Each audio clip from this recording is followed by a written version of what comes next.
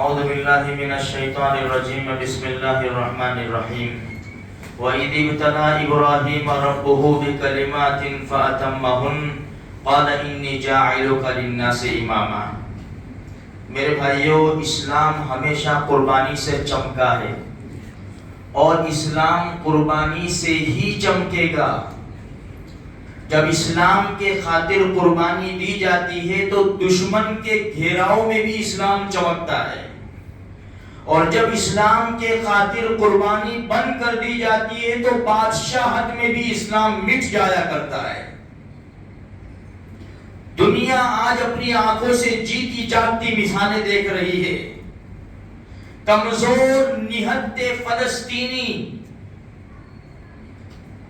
مظلومیت کا شکار ہے، ہاتھ خالی ہے، پھر بھی اپنی جانوں کا نذرانہ پیش کر رہے ہیں، اور تیل کے کنووں کے مالک جن کے پاس ساری طاقتیں ہونے کے باوجود دشمنوں کی گود میں بیٹھنے کے لیے مجبور ہو گئے ہیں، اس لیے کہ وہ یہ چاہتے ہیں کہ ہماری بادشاہت یہ بچائیں گے۔ بادشاہت بچانے والی ذات اللہ ہی کی ہے۔ قُلِ اللَّهُمَّ مَالِكَ الْمُلْكِ تُؤْتِي الْمُلْكَ مَن تَشَاءُ وَتَنزِعُ الْمُلْكَ مِمَّن تَشَاءُ۔ جس کو چاہے بادشاہت دیتا ہے، جس سے چاہتا ہے بادشاہت چھین لیا کرتا ہے۔ جو قرآن کریم میں نے پڑھا وَإِذِ ابْتَلَىٰ إِبْرَاهِيمَ رَبُّهُ بِكَلِمَاتٍ فَأَتَمَّهُنَّ، آزمایا صرف قربانی کے لیے نہیں، کچھ چیزوں میں اللہ کے خلیل کو آزمایا گیا۔ فَأَتَمَّهُنَّ، آزمائش میں پورے اتر آئے۔ قرآن کہتا ہے اِنِّی جَاعِلُكَ لِلنَّاسِ إِمَامًا، ہم نے لوگوں کا ان کو امام بنا دیا۔ قربانی سے اللہ ترقی دیتے ہیں، اور قربانی جب ختم ہو جایا کرتی ہے تو انسان تنزلی کا شکار ہو جاتا ہے، اور پھر کیا ہوتا ہے؟ در در کی ٹھوکریں کھاتا ہے، لیکن کام نہیں بنتے۔ وہ حدیث یاد کرو، اللہ کے رسول فرماتے ہیں، اللہ خود فرماتا ہے اے میرے بندے، ایک تیری چاہت ہے، ایک میری چاہت ہے، تیری چاہت کو میری چاہت پر قربان کر دے، تو جو چاہے گا میں کر دوں گا، اور یاد رکھ اگر تو نے تیری چاہت کو میری چاہت پر قربان نہ کیا تو میں تجھے تھکا دوں گا، پھر بھی ہوگا وہی جو میں چاہوں گا۔ میرے بھائیوں، قربانی سے ہمیشہ دین پھیلا ہے، قربانی سے اسلام چمکا ہے۔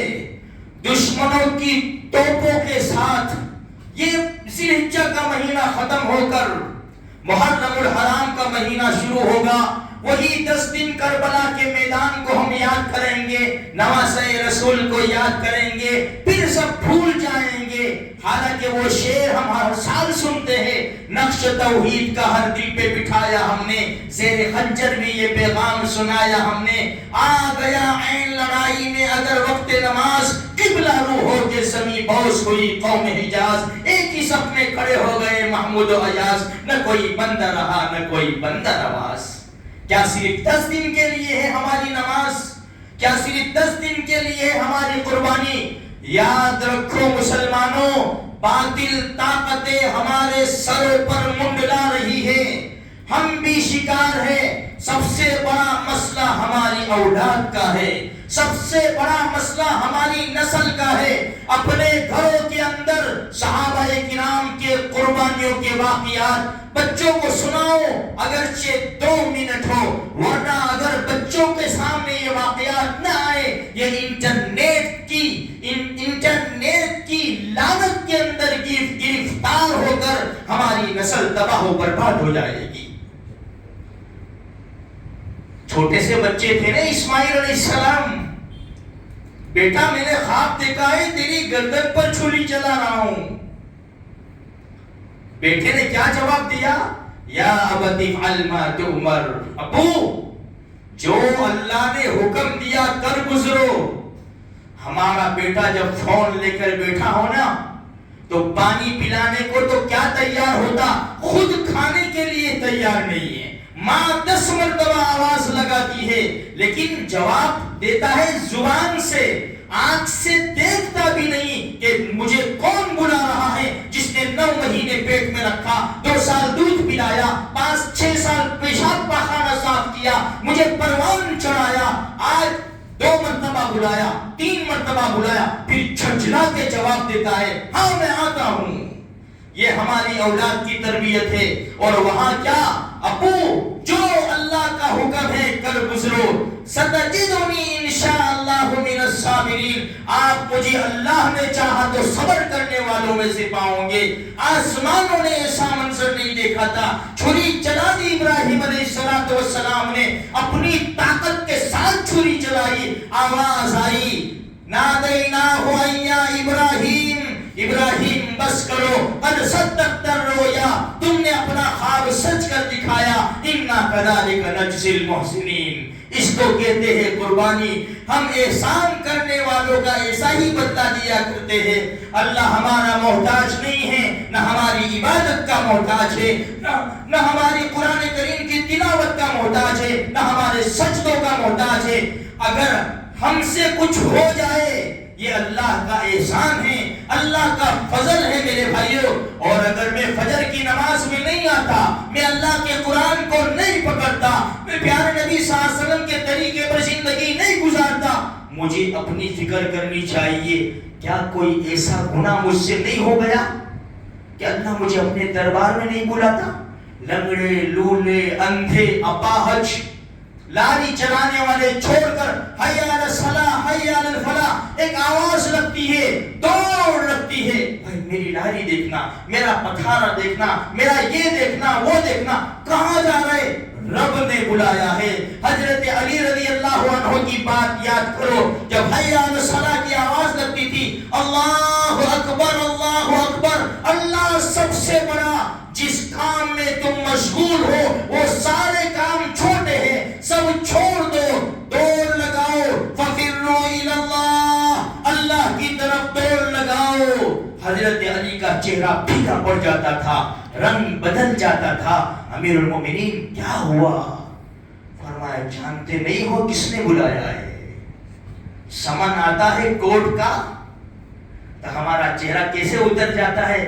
دعا کریو، دعا کریو، دعا کریو، ہے میرے بھائی، ہے موت کے جھٹکے کی فکر نہیں ہے، قبر کے چھوٹے سے گڑھے کی فکر نہیں ہے، وہ پل صراط جو جہنم کی دہکتی ہوئی آگ کے اوپر سے لگا ہوا ہے، وہاں سے گزرنا ہے، اس کی فکر نہیں ہے۔ نامہ اعمال اڑائے جائیں گے، دائیں ہاتھ میں ملے، بائیں ہاتھ میں ملے، فکر نہیں ہے۔ حوض کوثر پر امام الانبیاء، محبوب کبریا، رسالت مآب صلی اللہ علیہ وسلم اپنے مبارک ہاتھوں سے جام کوثر لوگوں کو پلائیں گے۔ مجھے ملے گا کہ نہیں ملے گا؟